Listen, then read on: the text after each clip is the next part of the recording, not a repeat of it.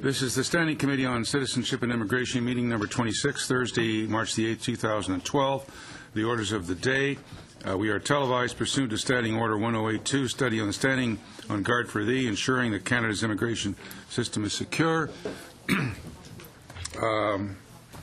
Once again, that clock is wrong. It is now 3:32. Secondly, the issue has been resolved, so we will not be going into camera to discuss committee business. Our first witnesses are from the Department of Citizenship and Immigration. We have Sharon Cromlin, who is the Director General of International Region. We have Sidney Frank, who, and I'm sorry, we have a hand-drawn nameplate for you because they were calling you Frank Sidney. Yes. Mr. Frank is the Immigration Program Manager for New Delhi, India, and it's an interesting coincidence that you're here instead of there, so we appreciate the two of you being here. Ms. Cromlin is going first. Okay. Can I begin? Choman. Sorry. That's quite all right. Thank you. You've been here before, so I should know that. That's all right, Mr. Chair. Well, good afternoon, Mr. Chair and members of the committee. My name is Sharon Choman, and I am the Director General of the International Region. I'm pleased to appear before you today to talk about the security of Canada's immigration system and the important role our visa offices play in managing access to Canada. When CIC decision makers review a visa application, they look at both eligibility and admissibility. Eligibility is the question of whether a person will respect the conditions of their stay if a visa is given. Admissibility is the question of whether a person can or cannot enter Canada for reasons related to criminality, security, health, or for other reasons related to the part of the Immigration and Refugee Protection Act that deals with inadmissibility. Now, although these two elements are often related, I will speak to eligibility first. Mr. Chair, perhaps one of the most challenging type of application for officers is the temporary resident application from a close family member of a Canadian citizen or permanent resident. These applicants have a compelling reason to visit, but they might not have as compelling a reason to return home once they've been here. They might have enough money to pay for a ticket to come to Canada, but the expenditure might be disproportionately high given their overall financial situation. They might have strong family ties in their home country, but these ties might be overshadowed by the same economic push factors that motivate their countrymen to emigrate. And while their relatives in Canada support these visits in writing, they may not be aware of actual intentions. Will the visitor return, or will they seek to remain here, to work or study without authorization, or to access other benefits in Canada? In the end, the visa officer must be satisfied that the applicant will respect the conditions of their visa in order to be able to issue a visa. In cases of refusal, applicants are informed in writing as to which of the criteria they failed to meet. We understand that some applicants who have been refused a visa feel that the officer has made an error or has misunderstood their intentions or their situation. If we provided more detailed reasons to all refused applicants, it would take up valuable and limited resources and result in much longer visa processing times for everyone. Instead, we try to focus our limited resources on processing applications as quickly as possible. Monsieur le Président, les agents de visa. Mr. Chair, visa officers also assess admissibility. They are at the front end of the security screening process abroad, where they play an important role in safeguarding the health and security of Canadians. I will take the next few minutes to describe their work in this regard.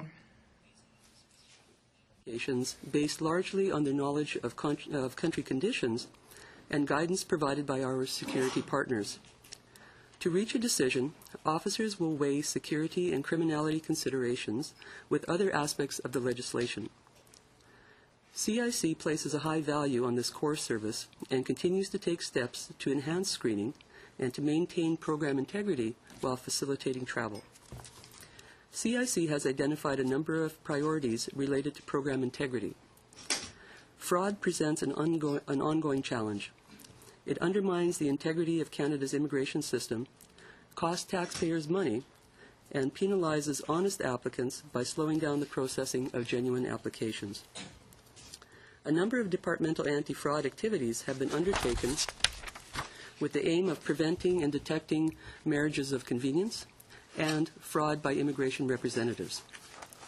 Visa officers abroad are trained to scrutinize applications for fraud and to prevent abuse of all CIC programs. CIC has a long tradition of responding to a range of challenges while balancing various priorities. Our programs play a critical role in facilitating family visits and supporting Canada's international competitiveness in the areas of tourism, labor mobility, and international student recruitment. We are constantly looking for ways to better leverage our resources and to improve client service. The Global Case Management System, or GCMS, is already helping CIC move toward an increasingly centralized and integrated business model.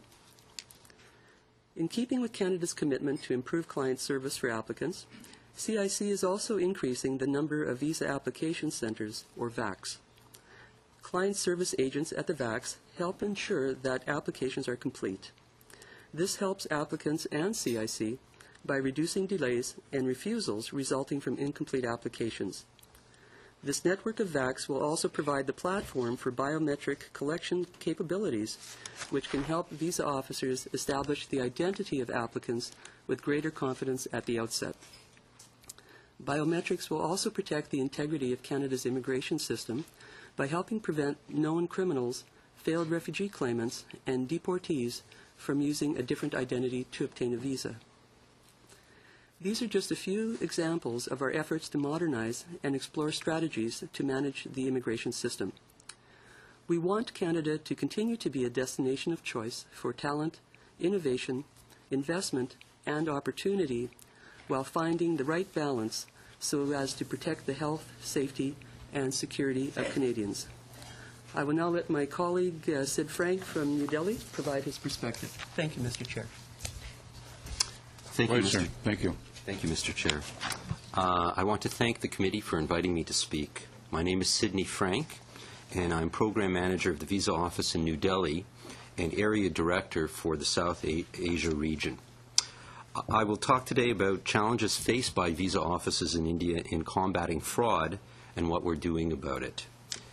As India's economy continues to grow at record levels, the number of genuine visitors to Canada is also increasing. Nevertheless, for those who have not benefited from this growth, there is a strong incentive to seek better economic opportunities abroad in countries such as Canada.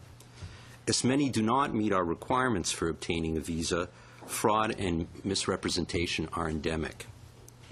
In support of temporary resident applications, we have received fraudulent bank statements, bank loans, letters of employment, letters of invitation, language test results, and letters of acceptance from Canadian schools, to name a few. Due to widespread corruption in India, authentic documentation can easily be obtained through fraud, and the collusion of officials and employers makes verifications a considerable challenge. La fraude dans le programme des résidents permanents. In the permanent resident program, common examples of fraud include misrepresentation of employment experience for economic category applicants, fraudulent arranged employment officers for federal skilled workers, marriages of convenience, and the inclusion of ineligible dependents in the applications of sponsored parents. And can involve the payment of as much as $50,000. Applicants have been known to memorize an officer's interview questions and subsequently post them on Internet websites dealing with immigration to Canada. We refused 15% of sponsored spouses during the first 9 months of 2011. All officers are trained to screen applications and know how to identify fraud. The Visa Office in New Delhi has a dedicated anti-fraud unit with 1 CBSA anti-fraud officer and 5 local staff who conduct telephone verifications, document verifications, and site visits. We welcome the addition of a new anti-fraud position in Chandigarh, which we anticipate will be staffed this summer. The anti-fraud unit in New Delhi identified a significant amount of fraud through the telephone verifications it undertook in 2011. In targeted field investigations in the Punjab in 2011, fraud was also identified in a significant number of cases of varying types, including provincial nominees. While some of the fraud is perpetrated by applicants on their own initiative, unscrupulous consultants exploit the desire to migrate to Canada and actively dupe people into submitting applications with fraudulent documentation. The consultants commonly will submit applications with similar misrepresentation in bulk without declaring that they are representing the applicants.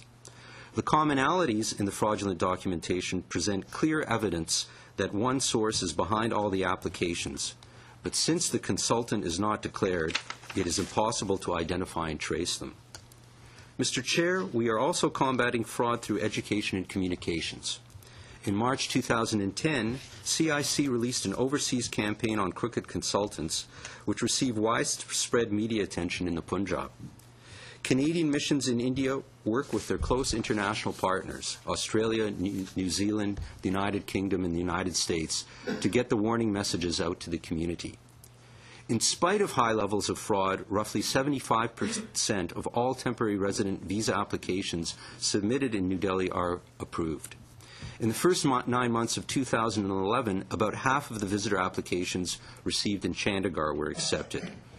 This is a continuous improvement since the office first opened in 2004, when the refusal rate was 38%.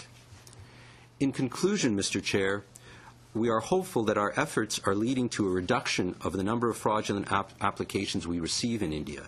This would lead to a welcome and continued increase in our acceptance rates. Thank you for your time, and I would be pleased to answer any questions the committee may have. Yes, Ms. Choman, Mr. Frank, thank you for your presentation. The committee members will have some questions. Mr. Meningakis. Thank you, Mr. Chair, and I want to thank our witnesses for coming here again and coming back again, if I should say, Mrs. Schoen. Interesting to hear your, the challenges we face in trying to ascertain the security or how secure each application is to approve to come into this country, and just the process that it takes. It's one thing to hear it, in our constituency offices and on the news and talk about it around here. It's another thing to have to live with that every single day, to have to make that decision. It's a pretty serious decision. And as you know, one of the things we've been discussing quite extensively in this study, we've embarked on the study on security, as you know, is the issue of biometrics. And I'd like to ask you a question about that. How do you feel that, how will biometrics help the government keep away anyone who is deemed inadmissible to Canada? Can you do that? You can both, or one, or whatever you like. One or the other talk at the same time? Well, biometrics has proven itself, I think, over the years since it's been implemented by some of our partner countries. It's a way of actually anchoring an identity by matching certain biometric information, such as a photograph or fingerprints or an iris scan, for example, to match those factors to biographical information, name, date of birth, etc., so that an identity can be established the first time an individual seeks to apply for a visa or to enter Canada. Mm-hmm. If that person is issued a visa, when they appear at the port of entry, a determination can be made whether the person who appears is the same person who actually was issued the visa. Mm-hmm. Identification can be run against databases to check for impersonation or to see whether the individual has actually appeared before but with a different identity. So those give you a couple of examples of how the integrity of the process and the security of Canada can be protected through the use of biometrics. It sounds like it would be an improvement over the current system, which is fingerprinting and photo, I guess. It Do you agree with certainly that? allows information to be manipulated electronically and to be shared across the network and accessible at many locations at the same time. Accessible across our own internal network, or could we match it against some of our partners? There are possibilities of sharing information. There are certain elements of information that is shared now with other countries, and most notably our 5-country conference partners. Canada, U.S., U.K., New Zealand, Australia. Sure. But I'm sure there are other possibilities that can be explored in the future. With time, yeah. I have a question on the electronic travel authorization. Can you help us by explaining, how the ETA will prevent people who are inadmissible to come to Canada? How does that help us? I'll have to admit that I am not fully briefed on that initiative, but I know that in other countries where it's been used, and I'd have to assume it will be a similar sort of process in Canada. It is a way of establishing and verifying someone's identity before they get onto an aircraft or before they arrive at a port of entry, so that if there are some concerns, that individual can be referred to a visa office, or their file, their application can be looked into in more detail, and any concerns or issues resolved before they appear at Canada's border. Is it fair to assume that and you may not be able to answer this because, as you said, you're not that familiar with that particular file, but will the entry-exit help us prevent people who are inadmissible to Canada from entering again? You think? The more confidence that an official can have in the identity of the individual in front of them, confidence in knowing who that person is, knowing that person's background, whether there is criminality in their past. Wonderful. The more accessible that information is, the more reliable it is, the better screening can be done, and the easier it will be to prevent these individuals from appearing at the port of entry or somehow entering Canada improperly. We've heard of some media reports on cases in which a failed refugee claimant has been deported from Canada and then re-entered Canada. Yes. I'm wondering how that's possible, given the current system of fingerprinting. An individual who appears at the port of entry in Canada is not fingerprinted. They may be fingerprinted, for example, at the time of deportation, but as the system is currently built, those fingerprints aren't collected on re-entry. How this has happened in the past, and I'm not engaged in that kind of activity, so I don't know all of the details. But I do know that people have used photo-substituted passports, for example, appeared at the port of entry with a new identity, and the documents that have been altered can be quite sophisticated in nature, and the fraud can be quite difficult to detect. So something like biometrics, especially linked to a reliable database, such as might be kept by the RCMP, that really increases the integrity of the system. Makes a lot of sense. I still have some time. I have about a minute. Oh, that's wonderful. Quick questions then. For each of the last 5 years, how many people have been found inadmissible to Canada before or at their entry into the country? Do you have those statistics? I don't have them with me today, but I'm sure we can get those for you. If you could, please provide them to the clerk so that the chair can distribute them. And again, on that note, for each of the last 5 years, how many people have been found inadmissible to Canada after they have already entered Canada? Perhaps you can give us those statistics as well. Mr. Chair, I'd be happy to do that. Thank you very much. Thank you, Mr. Chair. Mr. Davies. Thank you, Mr. Chairman, and thank you to both witnesses for coming to this committee again. I'm going to focus on security in the temporary resident visa context. James Bissett, who he testified on Tuesday, and he was a member of the Prime Minister's Security Advisory Committee and a senior official in CIC some years ago, and he said, and I'll quote him, that security checks of people abroad before they're issued visas are virtually non-existent. Close the quotes. He also, by the way, said that virtually none of the temporary foreign workers go through security or health checks before entering Canada. Leaving the TFWs aside, in terms of the TRVs, do you do extensive security checks on people? Let's focus on Chandigarh, because I'm going to focus on Chandigarh. Do you do extensive security checks on those people before a decision's made on their TRV? Well, And let's talk visitor visas, if I could. Sure. Basically, we have profiles that we work with, and we look at a file, and based on our experience and knowledge, we determine which files are potentially risks and which ones aren't. So when there are potential risks, we are in contact with our partners, with CBSA and with CSIS, and we do screening of these applications to ensure that these are not individuals for whom we have concerns. Do you do local criminal record checks of people applying for a visitor visa?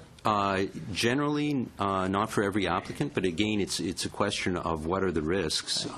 If we feel there are risks, then we will do that. Okay. What percentage of people would you do a criminal record check on as a general average? That's not something that we would normally calculate. Okay. Now, we had another witness testify, Joe Greenholtz, who was a former immigration officer abroad, and he testified that he'd spoken with other immigration officers who processed visitor visas recently, and he said that in those discussions, it was revealed that they spend an average of 5 minutes per application. Would that be approximately what one of your officers spends on a visitor visa application? Well, it would depend on the type of application and what in terms of reviewing the file, what the risks involved are. I'd say actually on the straightforward ones, we do them more quickly, and that enables us to concentrate our resources on the ones that are more problematic. More problematic ones, we could take much more time and have to come back to the file again, wait for results for checks and so on. Okay. Now, the reason I ask, of course, because these figures are not secret, Chandigarh in particular in India, there's two major visitor visa application centers, decision centers in India, Chandigarh and New Delhi. Mm-hmm. Chandigarh has an approval rate of 47%. Now, I'm going by figures off the CIC website. Sure. And New Delhi has an approval rate of 80%. Okay. According to these figures. I'm going to ask some questions on this. Number one, the temporary resident visas processed abroad in these figures, does that include visitor visas, student visas, and work visas when they talk temporary resident visas? Well, it depends. I'm not sure which statistic you're looking at. We can combine them together. We can say temporary residents, meaning visitors, have separate statistics for students and separate statistics for temporary foreign workers. So we can't tell from the sheet. I printed this off, so we can't tell if that includes them or if it's just visitor visas. I'm not sure what sheet you're looking at, but certainly we can check that sheet. We can let you know. Could you send that breakdown to the clerk of the committee, please? Sure. Thanks. Now, the problem is, in my view, I was in Brampton last weekend. Mm-hmm. I was visiting extensively with members of the South Asian community from Punjab in particular, and in Vancouver. And I can tell you, and I'm sure you may know this, but it is an absolute common report to hear that their relatives are being turned down for visitor visas, and they don't know why. And there can't possibly be any real reason in many cases from their point of view. They're people that own land. They're people that have relatives there. They're people that have bank accounts. And yet they still get rejection letters, and they don't understand why. And it's happening, I must tell you, from my point of view, far too often to be just explained by just, a one-off kind of situation. When you have an 80% approval rate in Delhi and a 47% approval rate, almost half of that in Chandigarh, same country. What could explain that? Is there not fraud or forgery or people that are trying to fool around the system in New Delhi, but they are in Chandigarh? There is definitely fraud and forgery, and I would have to say in the Punjab, based on our experience, there is a greater involvement of consultants, unscrupulous consultants who mislead applicants. And, sometimes we're puzzled by it, too. I can give you an example of the super visa, which recently is a special visa that has been put forward for parents to visit their children in Canada.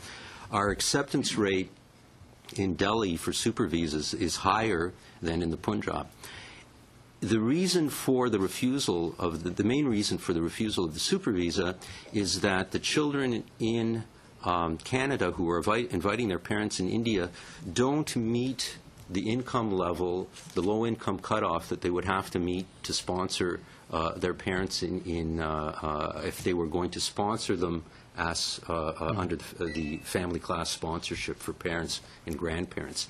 What's interesting is that people are submitting their applications even though it is very clear cut. We have the notice of assessment from the They're getting rejected because they don't meet the income requirements in the Punjab? But the difference between what happens in the Punjab, in Chandigarh, and what happens in Delhi is that the people who don't meet the low-income cutoff are screening themselves out, and they're not applying. Okay. And we believe that there are people in the Punjab, consultants, who are saying, apply anyhow, it doesn't matter, I'll get you in, don't worry. I understand. I have limited time. I just don't want to talk about super visas at the moment. Actually, unless what I'd like to see is you to send us the approval rates for super visas, if you could, from Delhi and the Punjab, number of applications, number of acceptances. Sure. Just quickly, there's no exit controls presently in Canada. So we see a profile of a young Indian, 25 years old, not married, doesn't own land, applies to come to Canada, turned down because they don't own land, they're not married, and I take it that's because they often get checked off that they won't return to India. But Canada doesn't keep any statistics on when those people come here, whether they leave or not. So how do you know? How do you have any basis of fact or knowledge to know that those people would or would not ever leave when we don't keep those statistics? Actually, we do have statistics for individuals who have made refugee claims, and statistics for individuals who arrive at the port of entry, who arrive at the airports, and are turned around by officers at the airport because the information that they've provided in their application form doesn't match what they tell the officer at the airport. We look at the applications of refugee claimants. We see that applicants have misrepresented themselves. They've misrepresented their intentions. We do have people who go to visit family members who make refugee claims. So that's a failure of the system, isn't it? Davies, they got through your... over. You gave a visa. And No, then I'm sorry. We have to either he finishes, but we can't carry on. Mr. Lamoureux. Start off by saying, last Saturday I was at a local restaurant in Winnipeg North, and I had this a gentleman came to me, as I often do, but this particular individual says to me that he has some siblings here in Winnipeg, and he has a sister who's married, and they were trying to get them to be able to come over for a visit. Now, he's applied twice. Both times they've been denied. And he puts the question to me, what do I do now? I have my sister in the Philippines who wants to be able to come and see her mom. Her mom is not in a condition in which she can travel back to the Philippines. And I often wonder if we are making some serious mistakes and that we need to look at ways in which we should be allowing those families to be reunited. And I guess, I look to you as the General Director for Immigration. Is the government or is the department looking at other ways in which we could allow families to be reunited in situations such as this? I have written letters. The last piece of advice I gave is, well, you can try keeping the husband there, and maybe she can come by herself this time round. He has to appeal. You can't appeal the decision. Perhaps I can answer, and Sid, you might use Delhi as an example. There is a provision in the Immigration and Refugee Protection Act now to address situations like that, and that is the temporary resident permit, which can be used to overcome a situation where an applicant is inadmissible to Canada, even if it's on the issue of bona fides, if there's a belief that their ties or their motivation to remain in Canada might be stronger than their motivation to return. Officers who feel that there are compelling humanitarian and compassionate situations in an application that would warrant the use of this. How often is that utilized? I don't have those statistics, but certainly every officer has the capacity to refer a case to their program manager for. But it has to be the local officer that refers it. The officer who's handling the application, and perhaps Sid can talk about what happens in Delhi as an illustration. Right, but who initiates the request? Because if I get a letter and it says no, you can't say, well, now I would like to appeal it to this. The officer right? can do that themselves without having to have anyone bring it to their attention. They can find merit in the case themselves. But can it be initiated by a member of Parliament? If someone comes to the member of Parliament and saying, look, I've tried twice, now what do I do? Can I say, go and make the application, what do you call it, a temporary? Temporary resident permit. In missions, we very often receive letters from members of Parliament who lay out more detail or provide more circumstances behind the case. Right. But if someone is actually rejected and it's a family member, it's okay for them to submit, as opposed to the normal visiting visa application, they can just go ahead and submit that application. They could apply again for a temporary resident visa, but ask that a permit be considered. Okay. Do you agree, Steve? In Delhi, I'm actually okay with that. It's just limited time for me. I wanted to go in terms of the biometrics in regards to Chandigarh. There's two big issues that I have with Chandigarh. One is the whole concept of quota. You know, now I believe it's just over 50%, you said in your opening remarks, in terms of rejection. So it says that there is some mild improvement, and hopefully that will continue to happen. But there's this feeling that, you know, if you're an immigration officer there, that you have to reject so many in order to move forward. But that's the mindset that many people actually do have, that's there. How many immigration officers do you have that are actually processing applications, and what kind of numbers of applicants do you get in on a daily basis? if I can answer, can I speak to the first part of your question in terms of Just realize I got very little time. Okay. Go ahead. You have a minute to do it in. In terms of the applications processed, in 2010, we received 25,521 temporary resident visas. Those are visitors. In Chandigarh. 1,076 workers, and 12,833 students. How many staff do you have processing those? In Chandigarh? We'll have to come back to you We'll with that information. We'll get you Sorry. the rough. I believe it's 5 Canada-based officers and one locally engaged officer. And there is no means average in terms of how much time you have with one application? There's no quota, there's no minimum or maximum time. The cases are done on a case-by-case basis. But if I could add something, I think this is important. What we look for in a visa office anywhere is to discourage people who have no possibility of qualifying from applying. And in terms of the student applications in Chandigarh, we were very successful in 2011. Overall applications went down considerably. I don't have the exact statistics, but the refusal rates went down. The acceptance rate went up. So, in fact, we issued the same number of study permits with fewer applications received. And I regard that as a real success because it means we got word out there that don't bother applying if you don't have a chance of being successful. Don't listen to these people who are telling you you can apply and you can get a visa. People pay money up front to the consultants. The consultants, they don't care if you get a visa or you don't. Just to give you an idea of the flavor of what it's like in Chandigarh, in the Punjab, we had an individual outside of the Consulate General, really on the street there, who was saying that he was a Canadian visa officer and he could get people visas. And he was only taking a small fee. It was a couple of $100, but that was enough for him, and it was enough to dupe 100 people until he got caught and was sent away. That's the climate we're working in. Thank you, Mr. Frank. Mr. Lung. Thank you, Mr. Chair. And thank you to both witnesses, and it's a pleasure to see again Sydney Frank in Canada this time. My question has to do with there's an operative word that I picked up in Ms. Crone's statement, and it's actual intention. How do you assess actual intention? Now, I realize in determining admissibility, there's a subjective evaluation, and then obviously there's an objective one. Perhaps you can share with us, how do you assess actual intention, and how do we track that person, even though his intentions were not genuine, once he's in this country, to make sure that he leaves?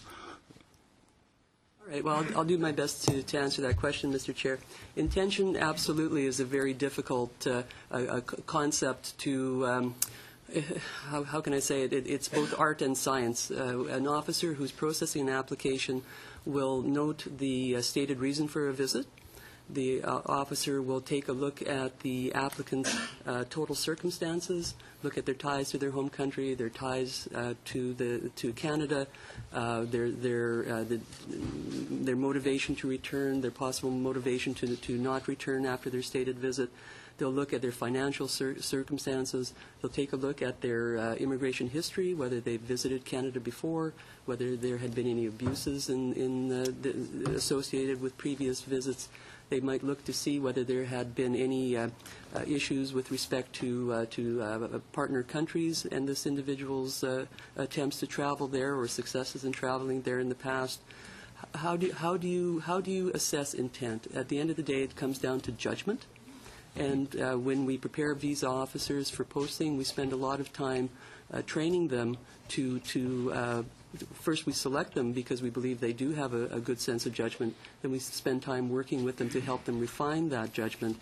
There are always quality assurance exercises that go on at missions. Program managers follow up on decisions to make sure that officers are in fact exercising good judgment.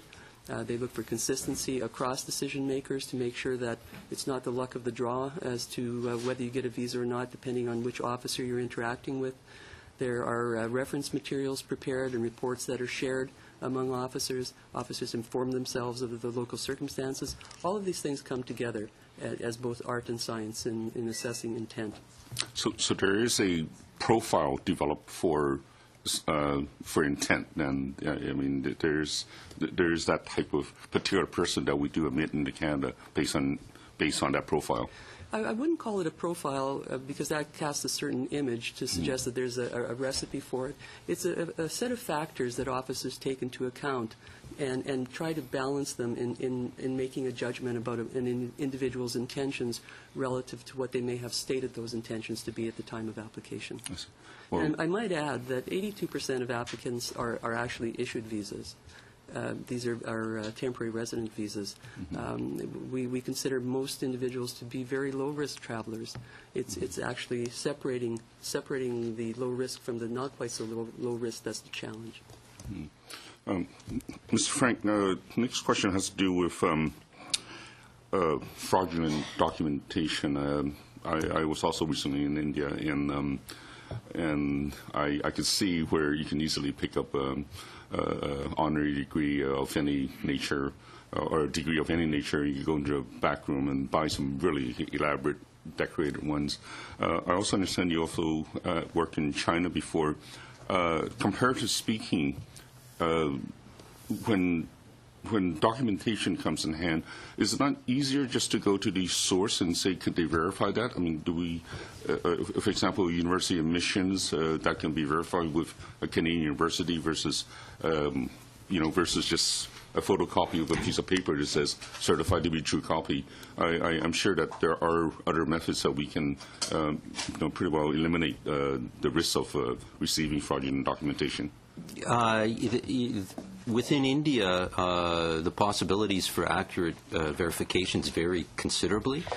There are some institutions, whether they're schools or public institutions or private companies, where we can reliably go to them, we can make a call, we can send an email, and we can do a verification. There are others where, unfortunately, that's not possible. In some instances, as I mentioned in my opening remarks, there could actually be collusion between someone in an institute through bribery. He will issue a document to which the holder isn't entitled. So that really is the challenge for us. It's not like in Canada where you can go to any school and you can verify the authenticity of a document that the school issued. We have to build knowledge in terms of which verifications we can rely on and which ones we can't, and our anti-fraud unit in Delhi does that. Okay. Third question is for both of you. Often to ensure that a visitor, a temporary visitor, or a visitor returns to the country, we need to seek or look at the security of his bond to that home country so that when he's here, he will go back. Now, this comes to an issue of bonding. Do you think that may be a possible tool in our arsenal of security tools to ensure that the visitor to Canada does return, the temporary visitor to Canada does return? Mr. Chairman, I think the question is whether Canada would set up a process of accepting bonds to guarantee the veracity of It could be in many forms other than a financial bond. I know that model has been tried in other countries. In some cases it continues to exist, in some cases it has been discontinued, but I'm afraid I don't have sufficient information to speak to it today. Okay. Time? Besides, I want to ask a question. Okay. Thank you. I have two brief questions. Canada doesn't have an exit policy. How would an exit policy affect your work? Go ahead, volunteer. Certainly, an exit policy would tell us more effectively who remained in the country and who didn't. So if we had that information, that could better inform our decision-making, and it might enable us eventually, as we gain more knowledge about who remained in the country and who hasn't, perhaps we could then take we could apply that to our decision-making, and it would be extremely helpful. The second question is, the Privacy Commissioner has claimed that a failure rate of 1% is common for biometric systems. What remedies, if any, would be available to people who are erroneously matched with biometrics? I'm sorry, Mr. Chairman, we don't have the expertise to speak to biometrics unless, Sid, you feel you can answer that question. No. Okay. Mr. Kelway, it's your turn. Thank you, Mr. Chair, and through you, thank you, folks, for coming before the committee today. It's wonderful to have you here. I have to tell you that the issue of temporary residence visas takes up an enormous amount of time in my constituency office, and I hear that from my colleagues as well. And it's an enormously frustrating issue to deal with, both for my staff and in particular for the folks who come in quite frankly bewildered about what happened and why they were rejected. And those frustrations, I want you to know, often take the form of anger, and so this is a critically important issue, and I welcome the opportunity to pull back the curtain a bit on what happens in a visa office. It seems that some folks who apply for the temporary residence visas get a reason for the rejection, but not all. Is there some percentage of folks who have a reason stated? I'm a bit puzzled by that. Yeah. In that we do put reasons. We have to put a reason in the refusal letter. They're reasons tied to the legislation, so they may not provide the kind of detail that some applicants would be hoping for. We simply don't have the resources to go into great detail about why an application has been refused.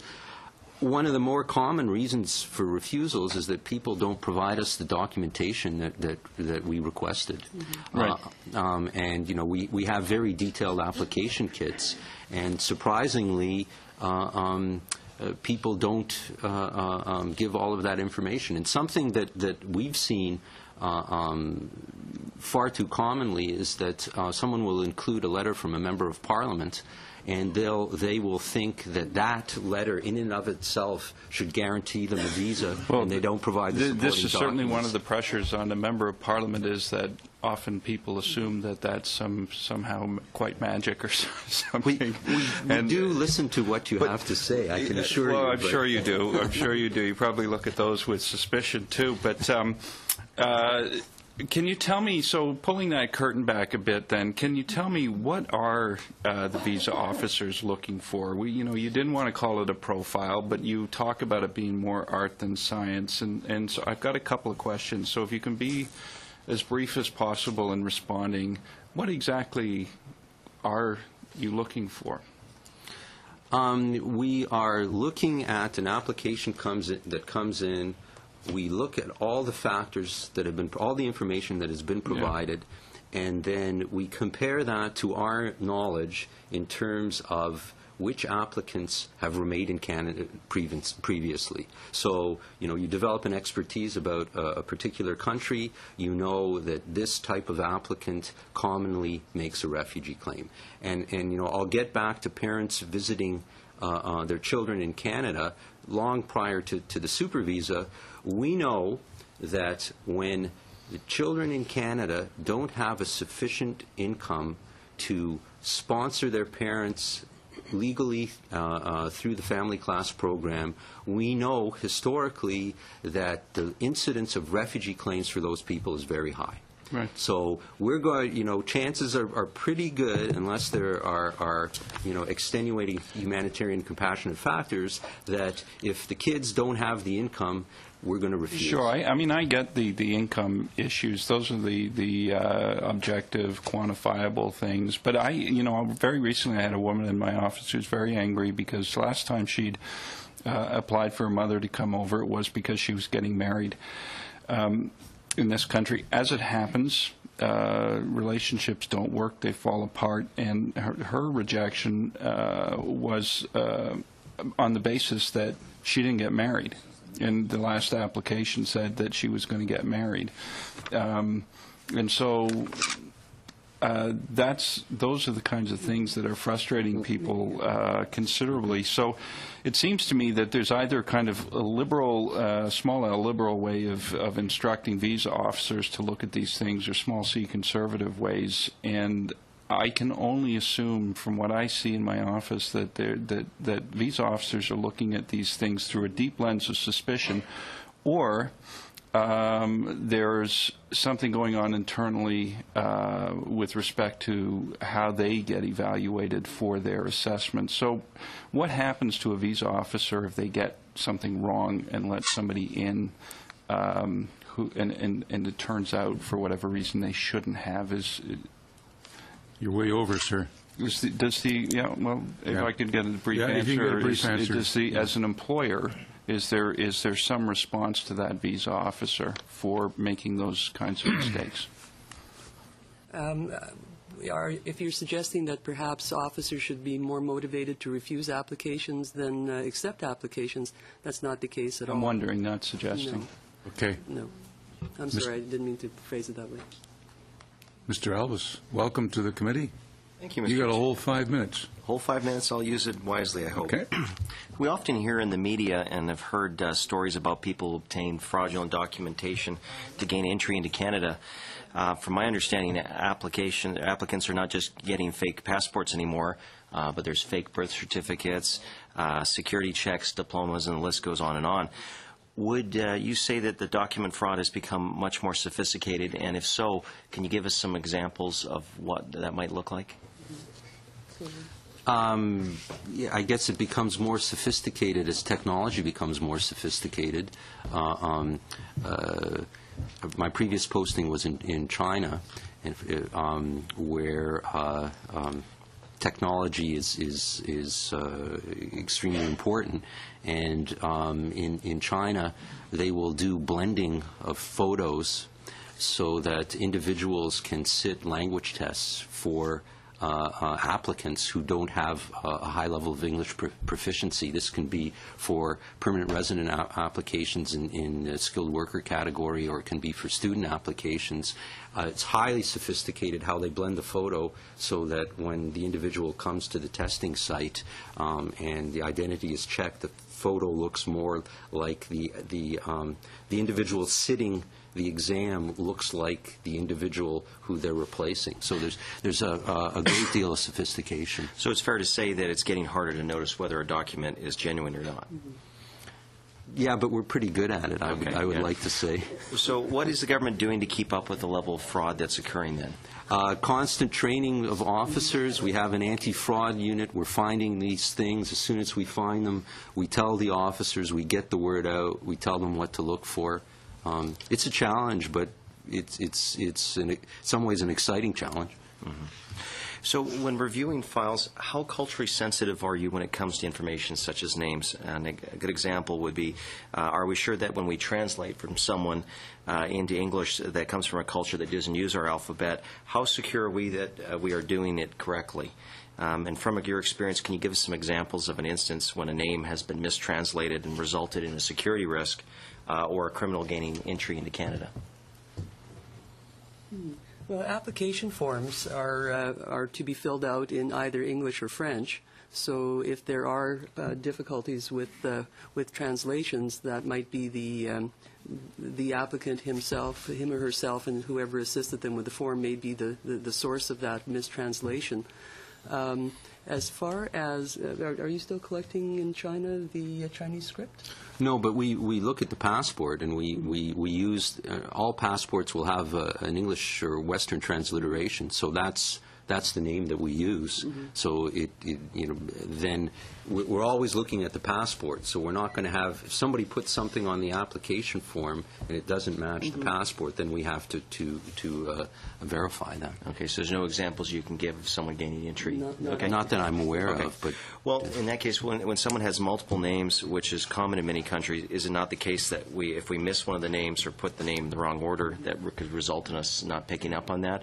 Or is it, as you said, very standardized now so that to offset that issue? Well, one of the benefits of the new global case management system is that it has a very robust search engine, and it will bring up similarities, and it ranks them according to how close they are to what you've put in. So it's extremely good at bringing up similar names. Nothing is 100% reliable, but it's pretty close. Yeah, so it sounds like that again, it's being dealt with fairly well. Is there any other recommendations that you might have in regard to this area? Well, we're certainly looking forward to the introduction of biometrics to see the benefits that system will bring in terms of protecting the security of Canada and Canadians and the integrity of the visa system. Thank you. I believe that's Mr. it. Dijkstra. Thank you very much, Chair. I wanted to go back a little bit to the issue of the bonding, and it's an issue that we've had a number of witnesses come forward with, and we've also had a great deal of discussion or questions from all committee members.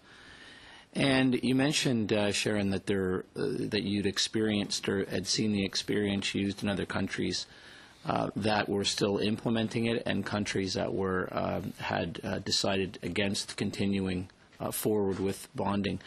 Would you mind describing from your perspective, not a recommendation as to whether or not we should do it here or not, but how other countries have been successful with it and the countries that have determined it's not that successful?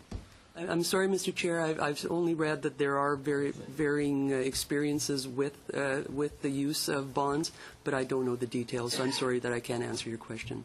Sydney, have you... I would have to say the same thing as Ms. Shulman. I'm really Are not... any of the countries that you've worked in, have they done the reverse in terms of bonding? What I had read is that the U.S. at one point had a system of bonds, but that they no longer do. Why that is the case, I'm afraid I don't know. One of the, let me move to the issue that continues to come up here. I'm not sure on the security side that it's about safety. It's more about interpretation of the work that we do in our offices and how we deal with those that come in and have rejection letters. Almost all of the folks that I deal with in my office that have received notice that they hadn't been approved do receive a rejection letter, and those that didn't bring it with them either have lost it or can't remember where they'd put it. And it's not necessarily clear in terms of the specific reasons, but it does give a generalized outcome of what the investigation was about. While there's this mentioning of appeals, I think it's important to note that at any time someone can reapply. That's absolutely true. So while means for appeal may not be there, certainly means for reapplication. In fact, that's where I've seen some of the folks that come into my office be successful with it. But I wondered, how do you view the fact that we have an over 80% approval rating for visas? and the fact that it was mentioned by the Auditor General as an issue of concern with respect to security. I guess I'm saying, are we allowing too many folks in, or are we at a threshold that we are going to meet the Auditor General's request in terms of getting more detailed and updating our the process that we actually use? I can tell you that we are constantly, as a department and within individual offices, constantly doing program integrity reviews of decisions, going back look over and files and notes to see the basis for the decisions, to see whether decisions are being taken in a consistent manner, to see whether the right information was being considered in coming to a conclusion and a decision being taken. In some cases, there are verifications done after the fact to see whether the applicant has returned, whether in fact they continue to remain in Canada. There are checks being done on documentation that has been submitted. So all of this gets fed back into an office and into the larger knowledge base in the department, and we continually revise training materials. We inform our partners. They do the same type of revision on the reference material that they apply to us. So I think there's quite a healthy substance supporting the decisions that are being made right now. And the reality, I believe, is that most applicants are very genuine visitors and low-risk cases. And where we wish to concentrate our scarce resources is on the more complex or challenging cases. Sydney, you mentioned your experience with dealing with crooked consultants. Obviously, we just passed new legislation in the previous Parliament that is being implemented. Can you? How are we going to get stronger on that end? Because that is where, in principle, some of these issues lie, and that is folks hearing from crooked consultants to do things that are obviously going to lead them to a rejection. Well, I think one of the ways of doing that is getting the message out in the countries where we have our visa offices to let people know that these consultants will dupe them, and working with the local authorities to have these people arrested and prosecuted. And we've been doing that in the Punjab in coordination with other countries, part of the five-country conference. And I think that that's a very effective way, in addition to having penalties for the consultants here in Canada, which we now have. Thank you. That's it. Thank you very much, Ms. Croman and Mr. Frank, for making a contribution to the committee. It's been most helpful. Thank you very much. We will suspend.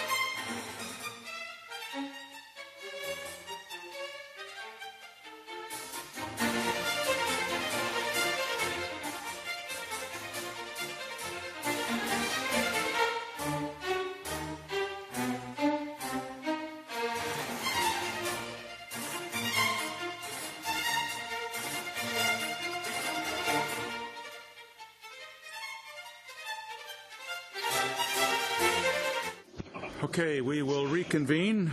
We have two witnesses for the second hour. The first is Dr. Gulzar Chima, who is a medical doctor and politician who's been elected to both the Manitoba and British Columbia legislatures. His responsibility in British Columbia government, including serving as Minister of State for Immigration and Multicultural Services. Mr. Bobot is a lawyer practicing in Montreal and is a member of an advisory committee on citizenship and immigration of the Bureau du Québec. He is president of the Quebec Immigration Lawyers Association. Welcome to both of you. Dr. Chima, you will have up to 10 minutes to make a presentation, sir. Thank you for coming. Well, first of all, thank you for giving me this opportunity. I know that I have 10 minutes, but I think I will probably finish within 5 to 6 minutes, so I'll try my best to keep it better, short sir. and very specific. Yeah. Okay.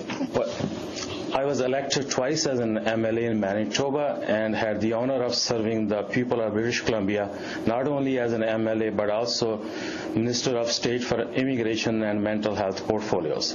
At present, I'm a medical practitioner in Surrey, British Columbia, and I have been appointed designated medical practitioner for Citizen and Immigration Canada. Over many years of my experience dealing with the immigration matters, I have been alarmed with a number of fraudulent cases that flood our system. I must commend our current government and the Ministry of Immigration on their efforts in tackling this issue, which has affected not only our system, but honest individuals seeking immigration to Canada, but who have been misled by unregulated ghost immigration consultants abroad. Traveling to India over the last few years on a regular basis, I was pleased to see our Canadian officials in New Delhi, as well as more specifically from Consulate General's office in Chandigarh, working hand in hand with local authorities to crack down on immigration fraud, as it has been a big problem in some sections of the South Asian community for many years. Mr. Kenny's recent changes to the spousal sponsorship program is a strong message that CIC is not only aware of this issue, but also taking swift action in resolving these matters to secure our immigration system. We are currently spending large amount of money on removing people who have entered Canada fraudulently. Cross-checking and working together with other governments such as Australia, UK, and USA will allow us to create a centralized database of people who have tried to enter this country illegally, making it easier for us to screen them initially.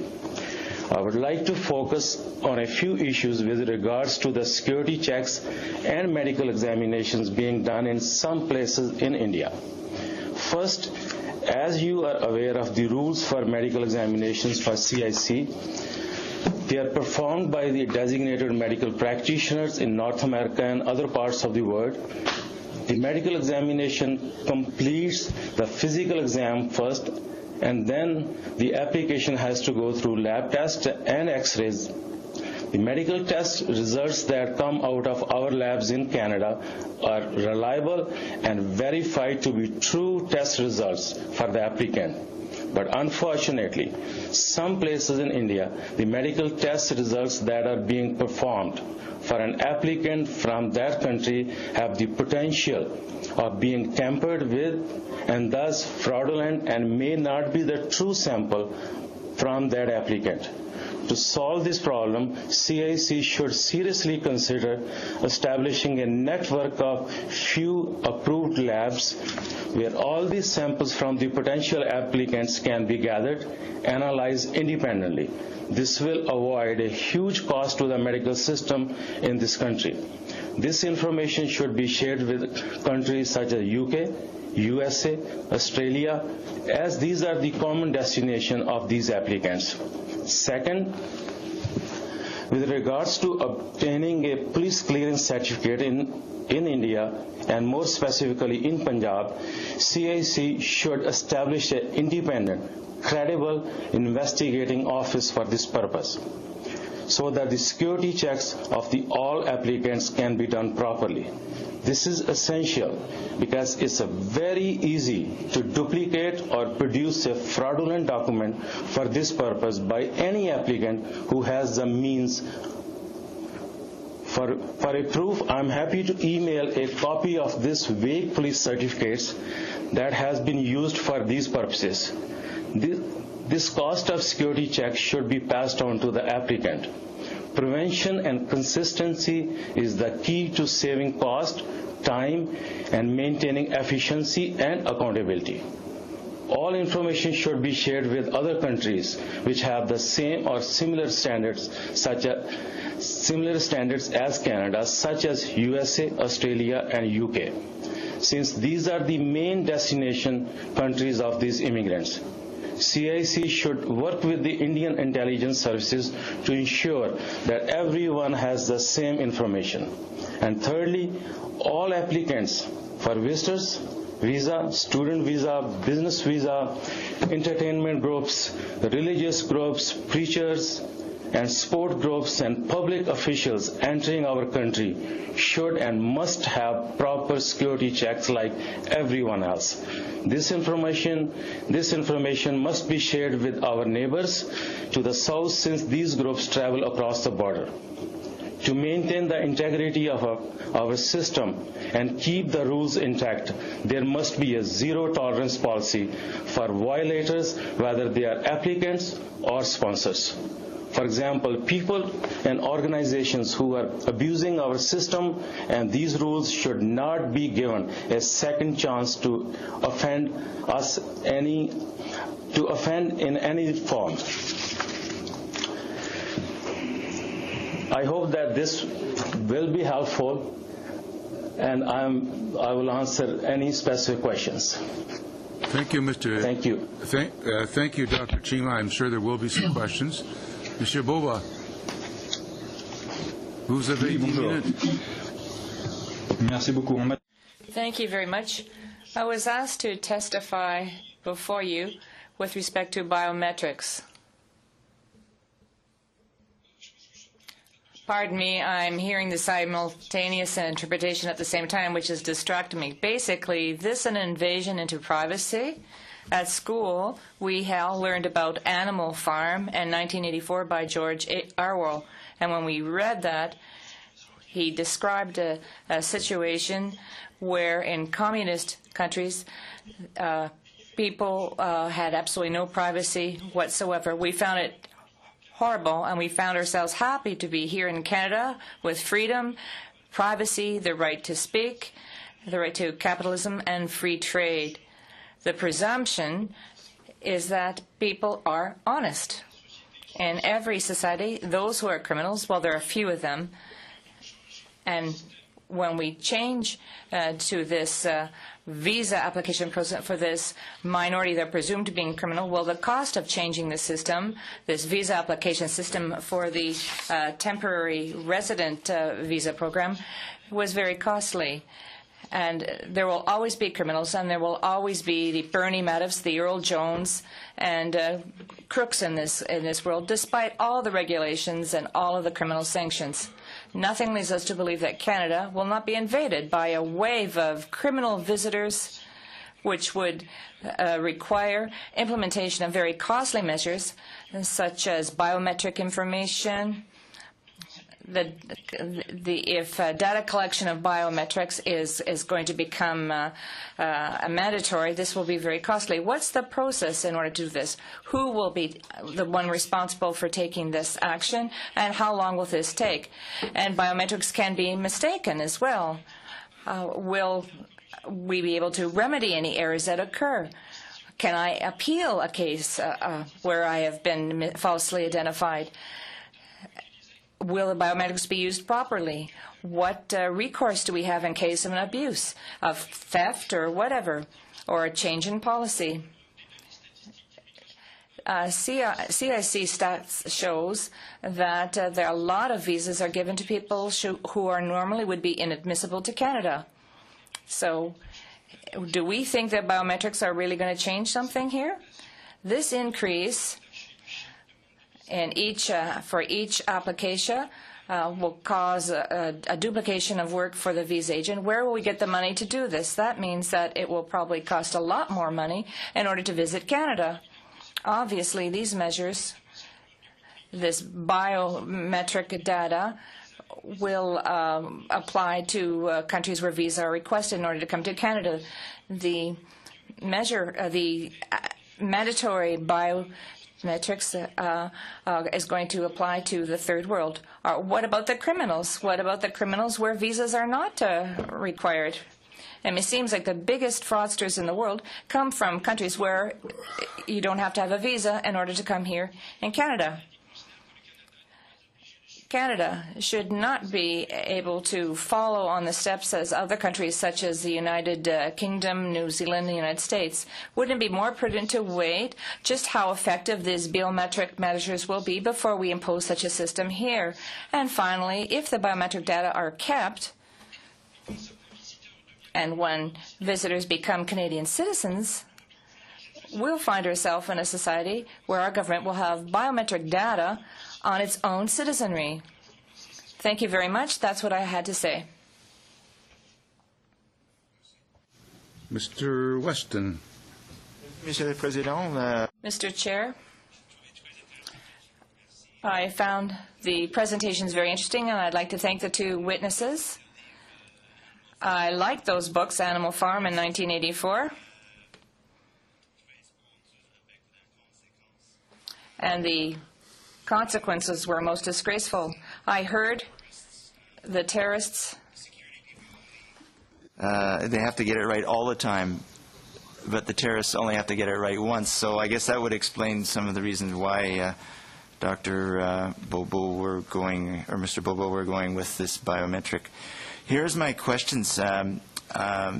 We've heard from a previous witness, and I direct my question to my fellow British Columbian, Mr. Chima, that because of increased provisions in the consulates in India, the officials believe many people who might have otherwise been tempted to apply are not applying. So they're screening themselves out. We are, in fact, proceeding in a cost-effective way. So my question to you, Mr. Chima, is this. If medical screening is improved, would that also discourage people, do you think, who would be inadmissible, saving us costs and helping us to just be more effective? And how can medical screening be improved? So, thank you for asking the question. I think medical screening on the whole is pretty good.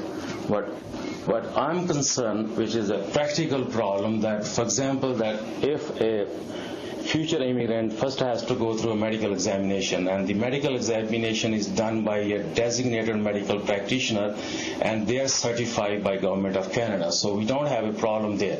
Problem will come when you have to go to a lab, and when the lab is testing an individual for a specific test, we have no guarantee that that's the same person. If this is, for example, if I send somebody in British Columbia for a urine test or for a specific blood test, I will first sign, and then the lab person signs, and then we get that information back. So it's a foolproof. It's totally proof. There is no one can tamper with the result you have. But there is a possibility in that country, in some places. I'm not saying all around, but there is a possibility. To avoid that possibility, I think the way we do that, the X-rays, when the X-rays are done, if there is any problem, they all go to New Delhi, and then they are examined properly. For the labs, if you have a collection center which is certified, and if you can collect the sample, then send to New Delhi or a specific place, and that can be done very effectively. It will save time. It will have more control. It will have accountability, and once people know that they cannot cheat, it will discourage the fraudulent applicants. And I think that can be done. Sure. Mr. Chima, you're saying the chain of evidence has to be more secure, I think, and that makes a lot of sense. The changes that you are recommending, do you see that as slowing down the whole application process or making it cost more? Those were some of the things that Mr. Bobo was concerned about in the with other provisions we're talking about. Well, I don't think it's going to slow down the process. Actually, it will enhance the process because, for example, now in Punjab, that once you go through the visa application centers, you put your application, and then they will call you if you are qualified or you are able to come to Canada either as a visitor or as a potential immigrant.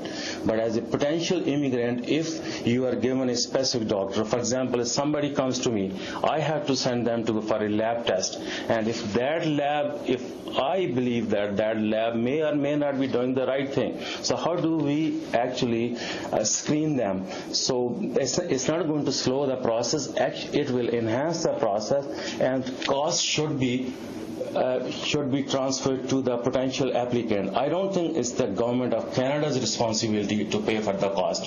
It should be given to the applicant, and I don't think they will have any problem. Anybody who wants to come here and they are upfront and their medical history is good, so it will not cost us a huge amount of money, then I think it's very well done. I'll give you a couple of examples. I think what happens Mr. Chima, can I interrupt you? Before you give the examples, sure. Do you see any incursion on the person's privacy rights with the recommendations that you're making? Absolutely not. They're going to go through test anyway, whether you send them to A place or B place. I'm simply asking to have a more accountability and more control so that the officials can be, they will have more access. Well, as a fellow British Columbian, they sound like good recommendations to me, and I thank you for your good service to our province, sir. Thank you. Thank you, Mr. Chair. Thank you. Madame Grogouet. Mrs. Gokwe. Thank you, Mr. Chairman. I'd like to thank both witnesses. I'd like to welcome Mr. Bobo, who works in the area of immigration law for 20 years with the C Association, so your testimony was most important to us. With respect to biometrics, you raised some concerns or questions. You asked what would happen if the data were kept. How do you get the data reviewed? Should there be misidentification? You also talked about what happens to the data later on. You also, some witnesses rather, have talked about the problem when we use biometric data. We don't step back from the situations.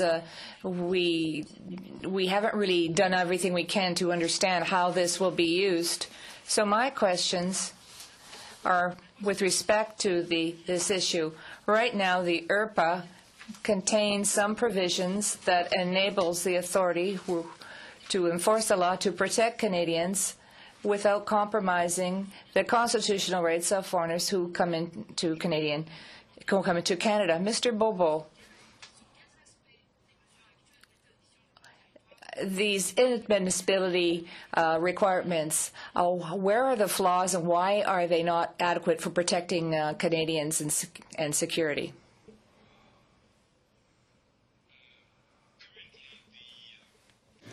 IRPA allows, anyways, Immigration Canada to take fingerprints for all refugee claimants. So they are being processed. I mean, biodata is being kept by them. And they are being screened with other countries already. So that part, that idea of a fraud is already covered, if you wish, by the current legislation. What we see now with the future legislation is that basically people who need to apply for visas are the only ones targeted by biodata information. So that information will be kept in the file, the archives, and I would think that most of those people are honest. And do we need to penalize a huge amount, 99% of visas applicants for that even 1% or not even that is maybe dishonest? So that's the issue. How cost effective is it with the limited resources are available for the government? D'accord. All right. You also said that this may be against individual rights. I find this is all very important. We're also talking about the presumption that we're leading with the presumption that people are dishonest, fraudsters, rather than what you said, that people are essentially honest. So this comes into play when we ask ourselves these questions. My question is as follows. The law doesn't identify what we mean by national security. What shortcoming does this represent for our individual freedoms? Mr. Bobo. Yes. Of course, if we make it a very large net, then it means everybody is a security risk for the government of Canada. Even citizens are at risk for the government of Canada. Do we all need to give biodata? And that's a big issue. The government can't say, well, if people have nothing to hide, then they should give it. I disagree. I think people have the right for their privacy, and they have the right to have their life, their intimacy respected. Or else we become like who we thought was terrible in books like 1984 or Animal Farm by George Orwell. I think we have to refrain from going in that direction, and security risk is something that is very vague and general. Of course, if biodata information is kept and these people who have given this information to the government is kept, of course, then there is two categories of Canadian citizens, those who have given biodata information and those who haven't, either because they're born in Canada or because they come from countries for which no visas were required in the first place. And that creates a discrimination between two individuals of people who are supposed to have equal rights. Je vous remercie. Thank you. My next question returns to the massive arrival of foreigners. It's up to CSIS to warn us about massive arrivals of clandestine refugees so that they cannot actually set foot on land. Do you not think that the Act needs to be strengthened to give our service more tools so that they can collect information abroad? The purpose of CSIS is really to gather information for security risk of Canada. CSIS is really not here to provide proof, evidence, or testimony in front of the courts or to the Parliament. So we're talking about very limited powers of information. Once that information is gathered and communicated to Immigration Canada or to the Canada Border Service agencies, then it's for those officials to act and react upon that information. But it remains only information. Merci, Monsieur Bobo. Thank you, Mr. Bobo. To conclude, could you, in a few words, make some recommendations to the committee today? Were at the end of my testimony, where I would suggest to wait a few years and see how it works with Australia, New Zealand, United Kingdom and United States. How cost-effective are their measures? Is it really improving their security over there? Is it increasing the cost? Is it worth it? And it doesn't cost anything to wait a few months or a few years to see how they fare. And if they fare fine, then if the government thinks that this is the best way, and if the government feels that, of course, there is such a security risk that we're going to be invaded by visitors who have fraudulent intentions, then, of course, they have to go ahead with such biometric data. But then again, I remind you that a year and a half or a bit more than a year ago, there was the underwear bomber that tried to do an attempt in the United States, and the United States already had his biodata, could not prevent that man from boarding the plane and trying to attempt his terrorist act. So even the father of that man who had tried to advise U.S. immigration of his son being a dangerous man was ignored. So there's always a risk that even with all the biodata, it won't change the intentions of an individual who wants to commit a terrorist act. And that's why I think that the security risk is not necessarily at the level of biodata. Thank you. Mr. Lamoureux. Yeah, thank you, Mr. Chair, and I thank both presenters for their presentations. Having said that, Mr. CIMM, I did have a couple of questions I would like to ask you. I thought it was interesting in terms of your comments, given that just before the two of you came before the committee, we actually had the Immigration Program Manager from New Delhi make presentation, and I think he picked up on both of your points, Mr. CIMM. One of them was in regards to this whole anti-fraud measures that are necessary, and we learned this afternoon that there's going to be one established in Chandigarh sometime this summer, we're anticipating. You made reference to an email. You were going to send us an email. Can you just pick up what was it that you were going to be sending the committee? Can't hear. Sorry. Thank you, Mr. Lamoureux. I will email this certificate, and I think if you would look at this certificate, anybody from your committee should examine this. This is such a fraudulent document that anybody sitting in Canada or any part of the world, it can be produced very easily. So this is, I think we need to have a standard which will meet our code of conduct in this country. If I have to get a clearance certificate in Canada, the RCMP has to go through a vigorous exercise. They have to examine my whole past.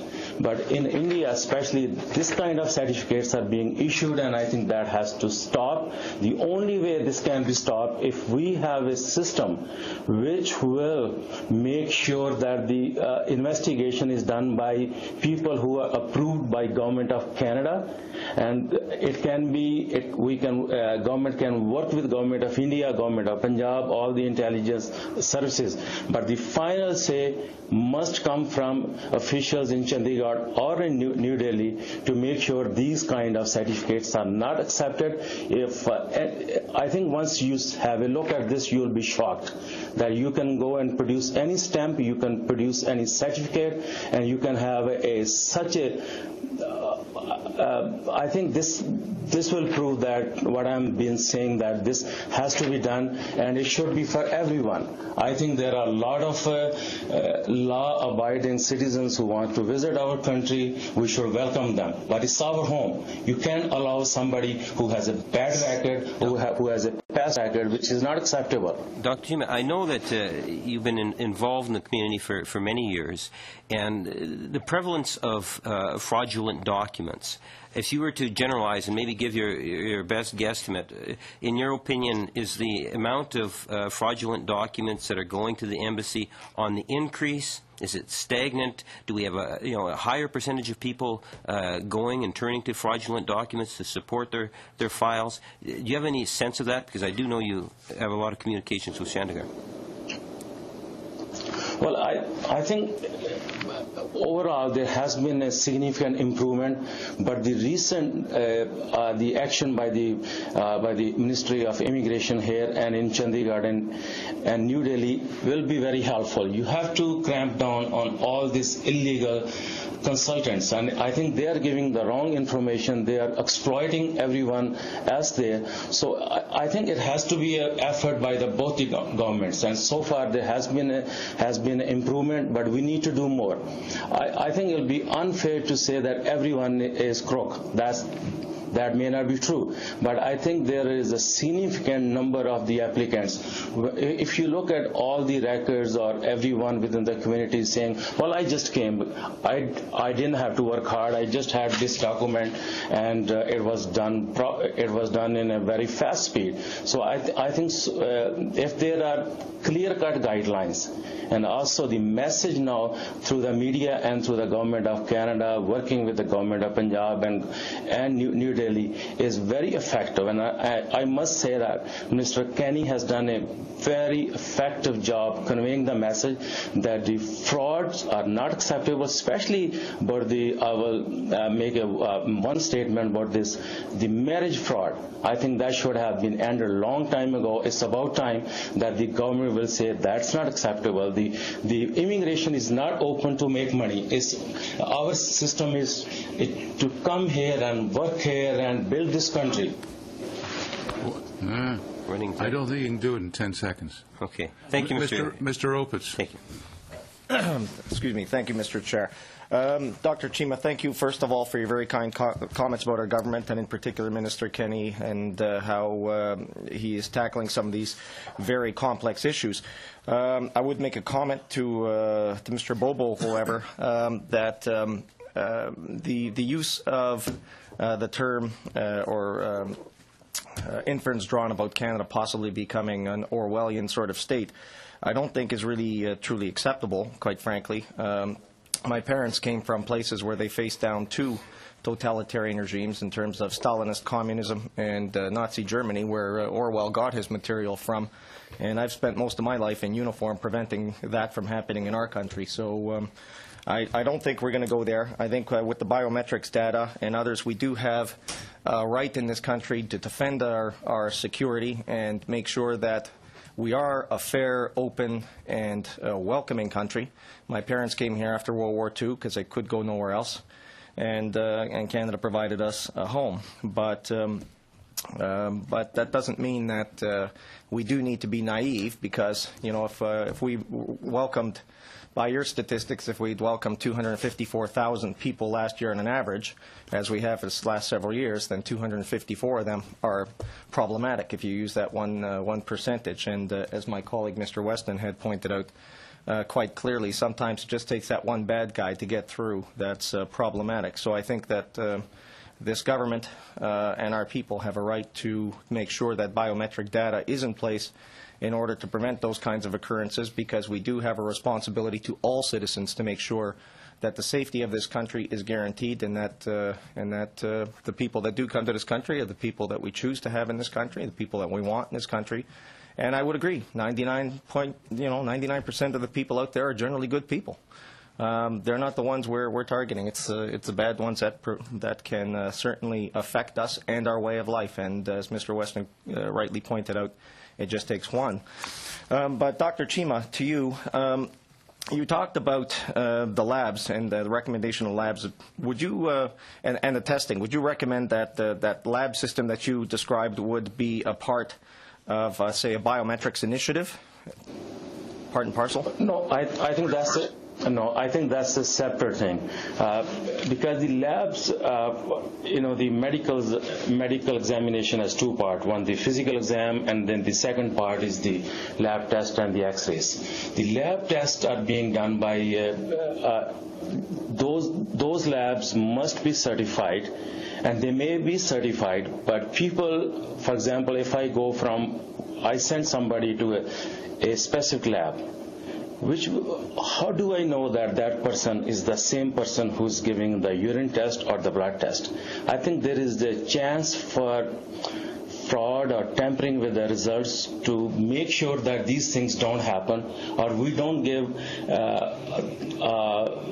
thugs a chance to cheat the system. We need to have a central lab or few collection places, and once you collect the blood sample and the urine sample, and that can be sent to, for example, New Delhi or Chandigarh, and those labs can be more they can be more effective, more efficient, and there will be more accountability, and then we will know that this sample has come from a specific person, the same person who is going to go to Canada.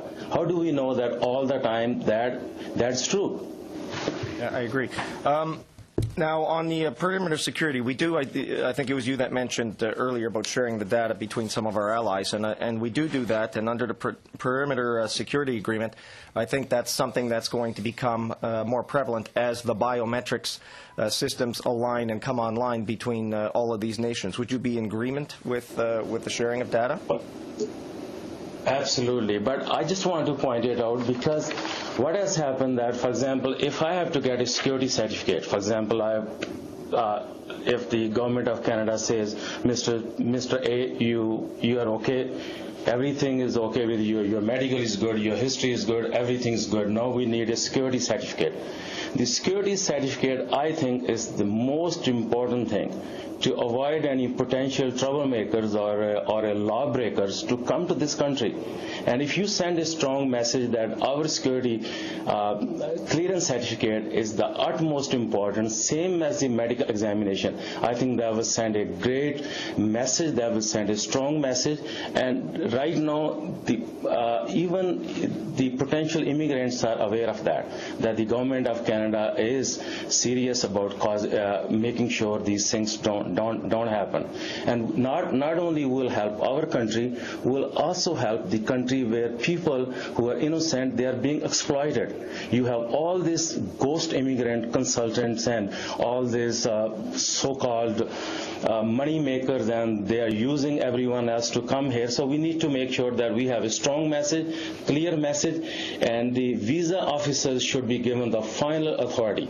I think personally I would feel very strongly that no one, doesn't matter who it is, should not be interfering once the decision is made by the visa officer.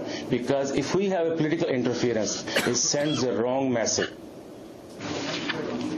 And I also agree that people don't pay enough attention to the fact that there's a lot of exploitation that happens to people in those source countries, and there's a real negative impact on them, violation of their rights, and a lot of other things that can occur to them as a result. All not good. But I've got about 45 seconds left, so if you might, I'm going to give you an opportunity to make a couple of recommendations that you would make to this committee, sir. I just, in my opening statement, I gave I think, 2 recommendations, and those are very clear. I will make sure that I email those. I email my presentation. And I would highly recommend that we should proceed on this as soon as possible. It can be done. It's cost effective. It's not going to cost any government to government of Canada. It's not going to cost any money to us as a taxpayers. But I think we'll be doing a service to the potential immigrants, to sending a strong message. If you are honorable, you want to come here, you are most welcome. If you want to come in a deviant way, you are not welcome. Thank you. Mr. Davies. Thank you, Mr. Chairman. I just want to straighten out something that I think my honourable colleague, Mr. Ropes, just talked about. We talked about biometrics having a failure rate of 1% with fingerprinting. I said that. You said that? Yeah. Well, we were talking about the figure 254,000 and 1%, and Mr. Ropes used the figure 254. There's 2,500 cases. That's okay. Yeah, I understand. It's just and of course, we're talking about fingerprinting. I think people coming in on visitors' visas from countries that don't have visas. So we're not talking about fingerprinting permanent residents, I don't think, at this point. So I just wanted to clarify that. But nevertheless, we have more visits to Canada than 254,000 entrants per year. So a failure rate of, say, 2,500 a year. If we use that figure, would mean that in 4 years we might have 10,000 people. 1% of 254,000 is 2,500. That's 1%. So you'd have 10,000 people that may have a problem every 4 years, and that's a pretty significant concern. I would put. And I would just ask Mr. Bobo if he has any comment on that, and in particular, do you have any idea, Mr. Bobo, what the cost of Canada implementing a fingerprinting system for every temporary visitor to Canada? I'd just like to clarify that in Canada, according to the immigration website, there's more than 920,000 visitors or renewal of visitor visas. So it's not 250,000. These are the permanent residents who came to Canada. So the number is much higher. 82% of those people have visas. So there's about 18% that have not received their visas. So for your question, I haven't seen a cost-effective assessment of what it would be to implement biodata or biometric information. So I'm sorry I cannot help you with that.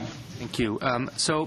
Okay, I'm going to get some numbers. If we have 920,000, if we have, sorry. I mean to take. I just wanted clarification. I apologize. You can have some of our time. I'm not trying to take that.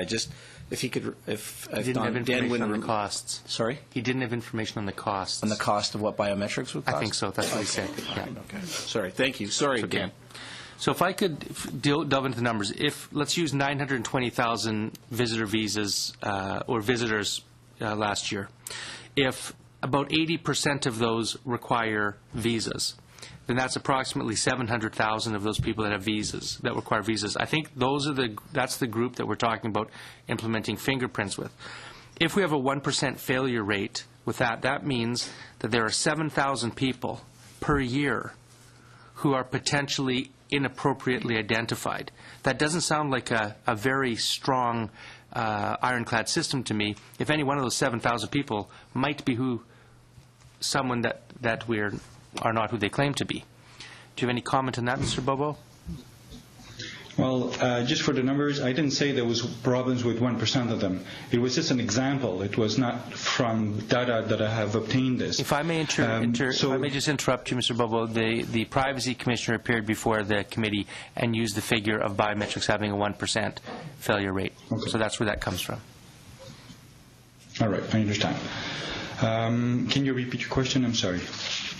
Well, just that if we have a 1% failure rate and there's 700,000 people, that means 7,000 people entering Canada a year. We can't count on their fingerprints actually confirming who they say they are. So I'm just wondering if you have any comments on that as a security feature. Well, I'm surprised because all these people have to come with visas, and to get the visa they have to give all sorts of information to Immigration Canada's offices and Foreign Office in Canadian High Commissions abroad. So if there is a 1% of those visitors who fail to be identified properly, maybe the problem doesn't lie with the question of biodata. Maybe it does, but it seems like there might be an issue somewhere else, and that they might try to cover that shortage or that shortcoming through biodata information. I'm not sure about the context of your question, but that would be my response. Thank you, Dr. Chima. In terms of health screening, we've received some disturbing information before this committee. The Auditor General, of course, identified serious problems in her report to Parliament, saying that we only are testing abroad for syphilis and tuberculosis. Now, you, of course, I would imagine, do your examinations in Canada. The issue is how are we screening for health before people arrive in Canada? We heard testimony from James Bissett, who was a member of the Prime Minister's Security Committee, and he testified that there was virtually no testing for health for temporary foreign workers. We let in 185,000 of those people last year. Do you have any information about the health of those temporary foreign workers coming to Canada and Canada's ability to screen them? Because I think you testified that you thought the medical screening was, in your words, pretty good. I think what we need to do, for anyone who's coming as a student, anyone who's coming as a temporary worker, they should go through the same screening as we do for potential immigrants. I think that's the key. And to look at the broader picture of if the Immigration Canada wants to expand the conditions which are important of the health status, let me phrase it. Right now, what has happened that the Government of Canada has a specific forms, and we have special instructions, and those standards are pretty much same as USA and Australia and UK. So that part is very good. What we need to do that anybody who's coming to this country to work or to study or to visit for a long period of time, they must have medicals done. And those medicals must be done by approved designated medical practitioner and should be done by, and they must go through the same procedure that somebody else will go through. Thank you, Dr. Chima. Thank you. Mr. Meningakis. Thank you, Mr. Chair, and I want to thank both of our witnesses for appearing before us today and for their testimony. Mr. Chair, I think a review of the Hansard will help clarify the 1% that my colleague was speaking about, Mr. Opitz. Asking the question. Simply this, in his testimony, I believe Mr. Bobo said that why penalize 99% of the people that apply don't pose a security risk. So let me just make that 99.9% myself, even at 0.1% at an entry rate of 250,000 as residents into Canada, that would allow about 250 people into the country that may pose a security risk. I just want to have a point of order. I want to, I'm not, point of order. Yeah, well, see what he says. Well, again, if we're talking about the record, it was the comment was 1% of 254,000, and then Mr. Open said, so 254. 1% of 254,000 is 2,500. I understand. That was what I was trying to clarify. Perhaps you didn't hear what I said. I said I'm going to make it myself. I understand. 99.9%. I'm losing control of the meeting sorry. here. You have the floor. Yeah, don't. Start the clock. Yeah, thank you. No, I understand. I understand that. But my point, Mr. Don't Chair. encourage him. Just carry on. My point, Mr. Chair, is that if we make that even 99.9% of the people don't pose a security risk, and assume that 99.9% of the people do not pose any kind of a problem for Canada, even at 0.1%, that would allow about 250 people into the country per year permanently that poses a security risk. And I was particularly stricken by, or taken a little bit aback, but I must say somewhat justified the purpose of this committee in studying security by your comments, Dr. Chima, when you said in your opening remarks that you're alarmed by the number of fraudulent applications. And certainly that is something that is of concern to us. We concur with you. We know that there are a number of people that are trying to come into this country, and one fraudulent person getting into the country is too many. And certainly our Minister of Immigration is doing the very best that he can, as is this committee and as is the ministry staff, to try to minimize that. Our job here is to ensure that we make Canadians as secure as possible. And if I may take something from the medical profession, Dr. Chima, Maslow's hierarchy of needs, that second level is security, and we want to provide security for Canadians. So in that regard, sir, I'd like to ask you, you spoke to us a little bit about your recommendations, but what do you think are some of the specific deficiencies that still exist in the measures used to identify foreign nationals who may be inadmissible, either for health, safety, or security concerns in today's system? Well, thank you for giving me this opportunity again to explain. I have made two specific, very practical the ideas that can be implemented without having additional cost to us. Number one, what has happened that when there is a message in a community or in a country that Canada is open, Canada, you can go there, you can cheat, you can have your medicals done, which may or may not be 100% at par with what is required. You can go to a lab, maybe have sent somebody else there. So even though we try our best, but we lose control because there is a large number of applicants are applying. So to make sure that we have the applicants who wants to come, they are honorable, their health status is good, their security status is good. And that can be only done if there is a strong, decisive, clear message to the countries of origin. And in my views, this has been lacking for a period of time. Now I think we are seeing the result probably for the last couple of years. And more recently, I think, again, I will say that Mr. Kenny's, some of his actions have been very effective. Some of the members of the community may be upset, but I think we are sending a strong and clear message. And there are a couple of few other things I would like to, probably those things I may not be able to say openly. I will probably have someone to call me and we can explain to them, because I think it's just that for my own physical well-being and my own part of a community where I can be open and honest, but I still need to make sure that I convey the message which is in line with our values, our system. And this is coming from someone who has been here for 31 years. I have worked very hard, and when we see that the people who are coming here, some of them, they are not at par with our Canadian values, and it does upset us. And I'm part of the silent majority. Thank you, Dr. Chima. Thank you. Mr. Dijkstra. Well, thank you, Chair.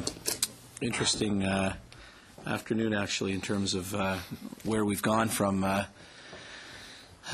questioning the rejection of visas to George Orwell, and now back to the health and well-being of those that live in other countries and want to come to Canada.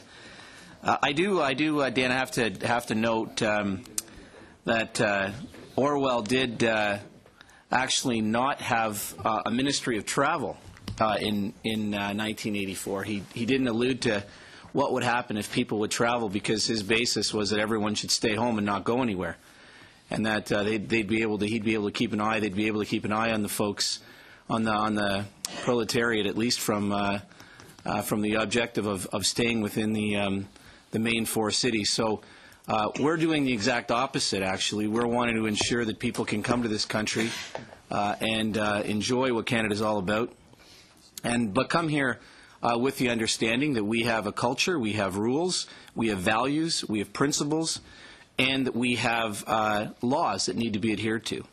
So I don't think it's too much to ask that when you want to receive the honor of coming to the country of Canada, that in fact there comes with it some prerequisites in terms of that visit or that stay. So while I appreciate you, I guess I appreciate you bringing the point up, I'm not even sure that Orwell was going there with respect to trying to gather information with people. But that's for more a philosophical discussion, I suppose, here at committee.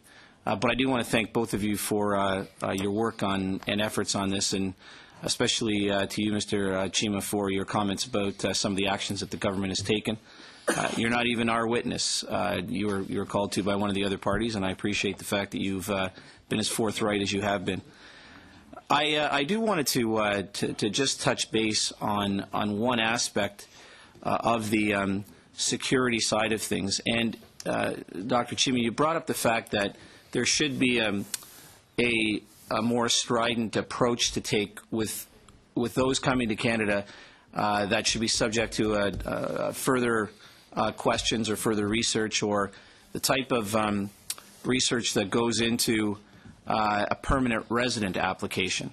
And I wondered that would cost us obviously a lot more money, and the timing on this would obviously, the ministry officials would incur much more time in terms of doing this type of research. And let's face it, some of the concerns that we have are people trying to turn around, get a visa fairly quickly to get into the country to go to a particular event. So while security is critical, I wondered how you might balance those two things out. Well, first of all, I don't think it should be a responsibility of Government of Canada to pay for the security check. We should pass that cost to someone who wants to come. And I think that can be done very effectively. So there won't be additional cost to us. Second thing is that if people want to come to our home and to our country, if they have to go through a security check, so be it. I think you have to send a strong message. Within the communities, this is a common saying. You don't have to worry. Call an MP, call a minister of the Crown, and it will be done. I think you have to be very clear. This is a country. You have to respect our values. When you come here, you be as we are. And I think that message has to go. And I don't think you have to apologize to anyone. Thank you. No problem. Mr. Robot, the one aspect that I wanted to get your comment on, Dr. Chima spoke about the issue around the health issues, and it was brought up that one of our previous witnesses mentioned that for temporary foreign workers, there really isn't the type of health requirements, at least meeting particular standards. And Mr. Davies actually pointed out quite rightly the Auditor General's concern around there only being checks for two particular strains of a virus. And I wondered if you didn't comment much about that in your opening statement, but on the health side of things, do you have any recommendations to make with respect to improving how that part of the security check takes place? I'll disappoint you because I didn't come prepared with that question in mind. I'm sorry. No problem. Thank you. You've got about 3 minutes. Thank you, Mr. Chairman. Dr. Shima, I understand what you're saying about there being fraud or unscrupulous immigration consultants, particularly, I guess let's focus on India. It seems to be the basis of some discussion today. Now, in Chandigarh, for instance, there is a rejection rate of 53% of visitor visas. That's CIC's own figures. That's, I mean, literally, literally thousands and thousands of those applications are rejected every year. Now, I can tell you, I've been a member of Parliament for going on 4 years, and I can tell you that there are many, many applications for TR visa that are turned down not because they think an MP can help them and not because they think that there's forged documents or that they haven't put in documents, but actually that there's applications where they're putting in bank statements and they're putting in copies of land titles, and they have family in India, and they come from good, solid families in Vancouver, where I'm from, and they're still turned down. And surely, I think with your political experience, you must know that as well. Surely you're not saying that every application that's turned down in Punjab from Chandigarh is because of forgery or fraud, are you? No, absolutely not. I think that most of individuals who wants to visit their families, for example, for a wedding or for a death, or they want to visit for a special function, majority of them, they are all positive. They have no problem going back. I'm talking about the individuals who are potential immigrants, and when their medical files and after the medical exams are done, and if they have a period of 1 year or 2 years to wait, what happens within that period, how their health status is. If my health status is good today, how do I make sure that within 1 year it's still the same thing? So I'm not saying that everyone is not abiding by the rules and by the laws. I'm talking about the people who are exploiting the community right here and also in Punjab. I think it's the responsibility of the individuals like yourself and others to make sure that we don't send a message that the applications are being rejected because it's the politics. I think we have to say that if you present your documents properly, if you follow the rules and you have gone back, you have not violated the rules of this land. I'm sorry, I've limited time. You're most welcome to come. My point is that, though, I'm seeing many cases, many MPs are seeing cases where people are putting in those applications and still getting rejected. That's the problem. In that case... No, in that case, I think you need to make sure that you talk to Minister of Immigration, maybe the visa officers, maybe they need to do have more outreach. But people forget one thing, that when you have 800,000 Asian Indo-Canadians in this country, you are going to have marriages, you are going to have deaths, you are going to have functions, so you have to allow a certain amount of resources for those applications to be processed. Thank you, Dr. Chima. Thank you, Dr. Chima. Monsieur Beauvoir, we appreciate your contributions to assisting the committee in this study. Thank you very much. Welcome so much. Thank you. This meeting is adjourned.